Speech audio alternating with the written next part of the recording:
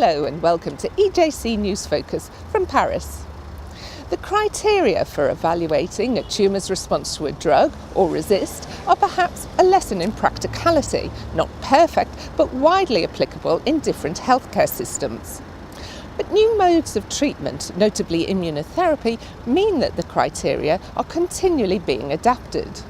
So can RECIST hold firm in such a changing climate? At this year's TAT Congress, I met Lesley Seymour from NCIC Clinical Trials Group. I asked her first to outline the advantages of RECIST. First work that was done many years ago, 20 to 30 years ago now, was trying to look for an earlier endpoint than survival by looking at tumour shrinkage. So it's really a surrogate. Its major advantage over earlier methods of response was simplifying the number of lesions that had to be measured and the types of measurements you took. So now you take one measurement instead of two measurements and only have 2 lesions in each organ instead of up to 10. What are the limitations of RECIST? It's simple, it's valid, but it's not necessarily applicable to every patient. Some of the tumour types that we know it's not ideal for are, for instance, with certain types of sarcoma like GIST, gastrointestinal stromal tumours, where it's been well described for many years that patients may have an excellent response and the tumour stops growing and is inactive, but in fact it doesn't shrink. Similarly, in diseases such as glioblastoma multiforme, where there's a strong component of edema around the tumour, it can look as if, in fact, there's a response, but in fact, it's just a change in the edema around the tumour, and RECIST could be misleading.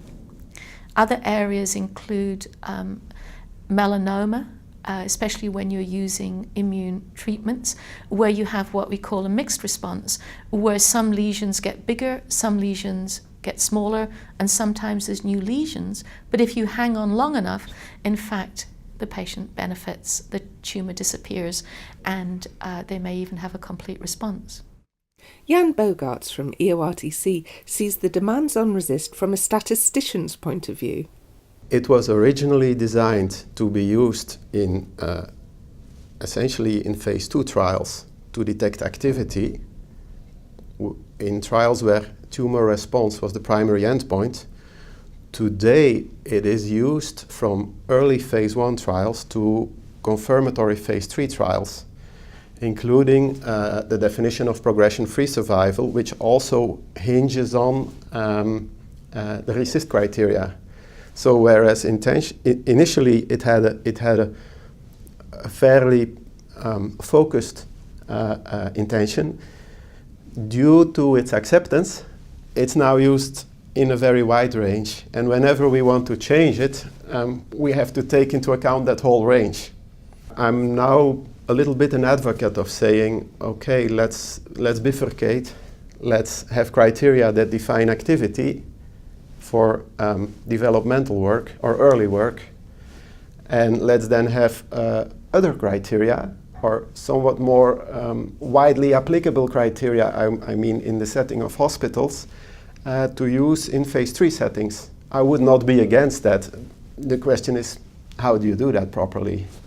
I believe the community expects us to come up with criteria that are validated with large amounts of data, and that is currently our problem in trying to incorporate new methodologies in the RECIST criteria. For example, we would like to put in some additional criteria regarding the use of FDG PET.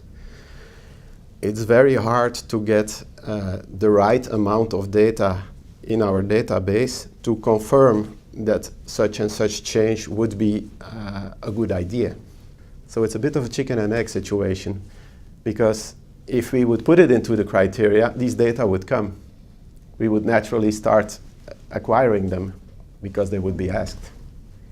There's a lot of interest in including functional imaging such as PET scans into the evaluation of response, and also looking at targeted imaging using a something that targets a receptor that's linked to an isotope, where you can actually see, for instance, how many cells express a certain receptor. And those are obviously of a lot of interest. The problem that we're finding with evaluating those types of tests is that they're not available in all centres. Every centre or site that uses those or tests that out often uses different equipment, and it's hard to merge or validate between different sites. And there aren't a large amount of data that allows us to look across all of those diseases across the world and validate it. So clearly needs to be done, is proving harder than we'd hoped to actually do it. What are the ongoing discussions about RECIST at the moment? The beauty of RECIST and of other methods such as RECIST is that from a methodological point of view, the patient is used as their own control. We take the baseline of the patient and then we look at the future of the patient and we evaluate the patient versus their earlier status. Something a lot of people have been dreaming of, including myself, is to also have the profile of the patient before the baseline. Unfortunately, this is something that has proven very hard to pull off in a clinical trial. That is to have 6-month experience of tumor evolution before the patient started the treatment. But this is what we've all been thinking would be great, because if I could prove that the patient was strongly progressing before initiating the treatment and the treatment halted that, that would be a new type of response. This would require a method or a database or a system where patients are followed for more than one course of treatment. So where they are in a continuous follow-up over the course of their disease. And various organizations are playing with that idea. We are now doing clinical trials that are not about one treatment. EMA these days is asking data about what they call PFS2. PFS2 is the second time to progression after applying salvage treatment. So I strongly believe, and I certainly hope, that we are going in a direction where we capture more than this one treatment episode of patients, and we can take a longer view. Because what we now have in RECIST is we have the baseline of the patient, we have the tumor evolution until progression, then it's game over. We get no more data until survival or death. And for any methodologist that's frustrating, because if we want to play around with the definition of progression, we cannot go beyond the current point of progression because the data just stops. With the advent of personalized medicine and drugs that are usable and effective in increasingly small populations of patients, we're going to have to do those international studies that are collaborative, where we're all using the same criteria. So I think there's still a lot of value to these pragmatic, widely applicable criteria, and that we all need to work together to test new algorithms, test new criteria, get the data, share the data, and then refine our response criteria as new drugs come out, as we learn more. And with thanks to Lesley Seymour and Jan Bogaerts, that's it for this month's EJC News Focus.